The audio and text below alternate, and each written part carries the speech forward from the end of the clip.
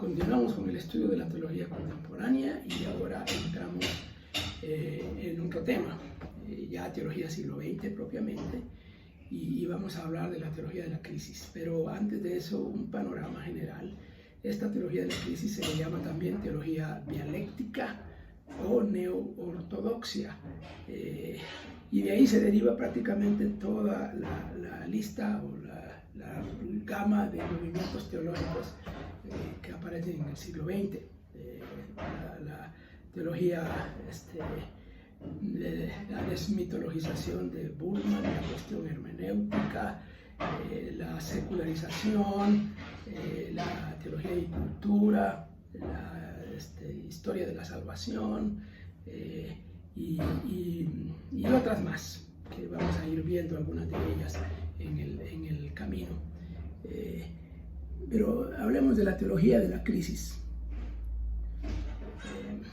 llamada también neo-ortodoxia o teología dialéctica.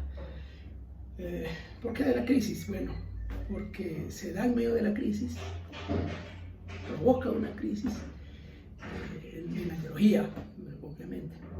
Bueno, estamos a principios del siglo XX, de hecho en la segunda década del siglo XX, allá en los años 1918, 1919, la caída del imperio alemán, ha perdido la Primera Guerra Mundial y se acaba el imperio. Los príncipes alemanes como jefes de la iglesia pierden su poder. Se da la Revolución Rusa también. Hay disturbios sociales en Alemania. Hay un protestantismo cultural burgués alemán que es muy criticado por muchas personas. Y la Primera Guerra Mundial pone fin a ese optimismo antropológico que traía la teología liberal. La teoría liberal era muy optimista y decía todo va mejor, mejor, mejor, mejor, y el hombre va cada vez mejor y mejor y mejor. Pero la Primera Guerra Mundial acaba con ese optimismo. Bueno, ¿qué podemos aprender de esta teología?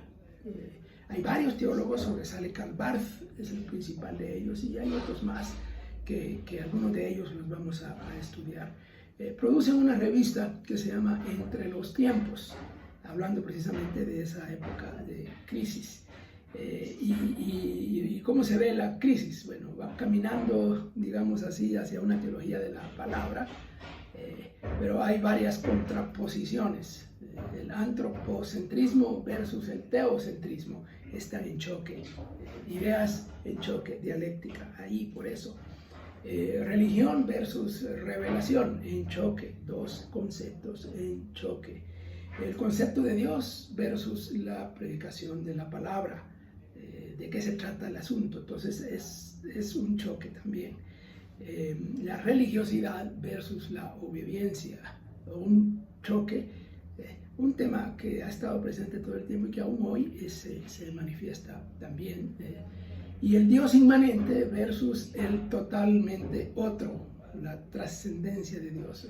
Como ven, ahí por eso se le llama de la crisis o dialéctica, porque está en conflicto ideas. Unas representan la teología liberal clásica y otros representan esta nueva teología que se está proponiendo.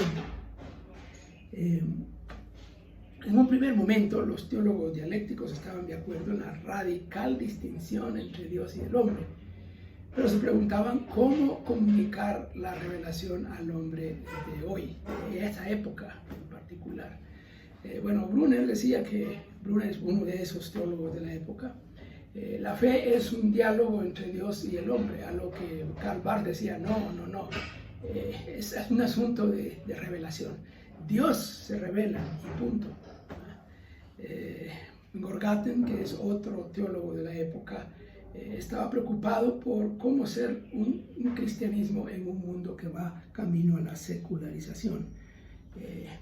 Bueno, hablemos un poquito de Barth. Suizo de origen, estudió primero en Suiza y luego estudió en Alemania en las mejores escuelas, en Berlín, en Tubinga, en Marburgo. con lo mejor de la teología liberal. Sus profesores eran los mejores. Ahí está von Harnack, por ejemplo, del que hemos hablado, Kunkel, Schlatter, Hermann, famosos teólogos alemanes liberales. Concluyó su ciclo de estudios, pero no continuó con el doctorado, es decir, ya no lo terminó porque no tenía clara su propia postura y porque no estaba de acuerdo con sus profesores. Mientras realiza labor pastoral en Ginebra, al terminar sus estudios hace labor pastoral en Suiza, en diferentes lugares. Está en Ginebra y participa junto con otros pastores en actividades propias del mundo pastoral.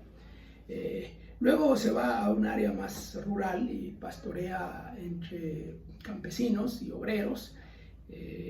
Y allí se involucra en lo que estaba surgiendo en esa época, que eran los sindicatos, defensa de los derechos de los trabajadores. Y ante su realidad ministerial, él se dio cuenta de muchos problemas que tenía con sus estudios. Se preguntaba, ¿él es útil lo que le enseñaron sus maestros en la universidad? ¿Es válido ese cristianismo burgués alemán? ¿Es suficiente el cristianismo de tono socialista, que era lo que estaba apareciendo en la época? Eso era lo que estaba surgiendo en ese periodo. La obra máxima de Karl Barth es la Dogmática de la Iglesia, que es una obra que escribió durante toda su vida y no terminó. Más de 40 años de escribir varios tomos de la obra y le faltó al final, no alcanzó la muerte. Nunca se graduó formalmente del doctorado, pero a lo largo de la vida recibió 11 doctorados honoris causa. Cuando él se terminó sus funciones y se jubiló, se dedicó a predicar a los presos en Suiza. Viajó muy poco realmente, pero influyó muchísimo internacionalmente. ¿Cuáles son las luchas de Barth? Bueno, lo que provocó la bomba en 1919 fue su carta a los romanos, en donde él pone al descubierto las debilidades de la teología liberal clásica. Como profesor adoptó la costumbre de no decir a sus estudiantes nada que no hubiera escrito integralmente antes. Pero muy disciplinado. Bueno, se opuso a la práctica de sus profesores y a la ideología de sus profesores, que estaban de acuerdo con el sistema alemán. Y esa unión entre la Iglesia y el Estado en Alemania, que causó tantos problemas luego en la Segunda Guerra Mundial, él se opuso tremendamente. Los cristianos alemanes pensaban que Dios se revela a través de la cultura alemana. A ese grado había llegado el concepto de la cultura alemana. Barth responde afirmando que la revelación de Dios se coloca como juez de los acontecimientos históricos, incluyendo lo que estaba pasando en Alemania. Y bajo el régimen nazi, Barth es suspendido y luego destituido de sus labores docentes porque él enseñaba en universidades en Alemania. Además, sus escritos fueron prohibidos.